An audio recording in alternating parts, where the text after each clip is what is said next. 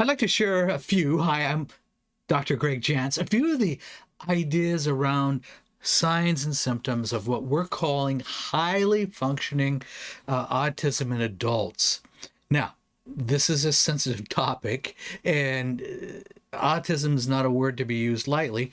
I look at this on a spectrum from very mild symptoms to those then that come almost to the end of the continuum that seem really disabling. I'm not able to function well at all. And so look at this again as a broad spectrum. And sometimes as we look at a spectrum, it can help to know, okay, mild to severe. Definition, here we go. High functioning autism refers to individuals on the autism spectrum who have average or above average intelligence, but you still face some challenges in social communication and at times behavior. We all probably have somebody in our life like this, maybe somebody you love dearly.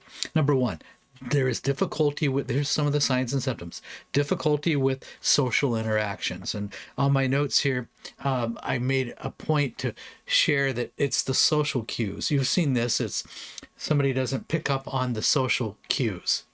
And the social cues are those that are normal that others are doing, maintaining eye contact, understanding and being aware of the emotions of others.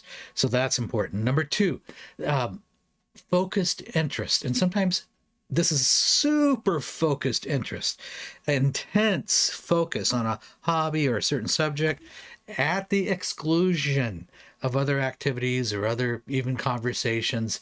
It's hard, it's a hyper focus, and it's hard to see beyond that hyper focus. Number three, sensitivity to sensory input. Maybe more sensitive to noise, bright lights, textures, feeling overwhelmed, easily overwhelmed in crowds. And so just all the sensory input.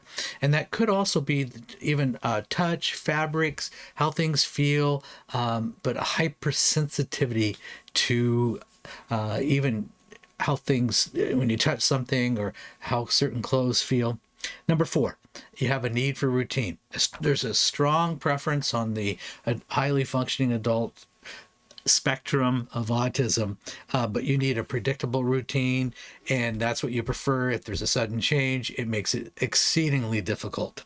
All right, now, how does this affect our daily life? And again, more information in the article, in the blog, but I want to just mention relationships. This really can put a stretch on relationships and maintaining what I'll call intimate or close emotionally relationships. Otherwise, everything just seems so challenging in a relationship. Number two, having at work, having independence.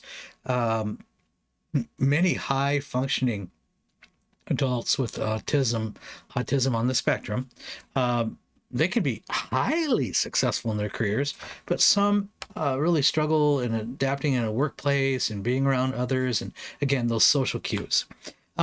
Here's what we know. If we're using the term autism, you or a loved one's probably been diagnosed. And there are some behavioral interventions. There are some things that we can do. There is dialectical behavioral therapy, DBT.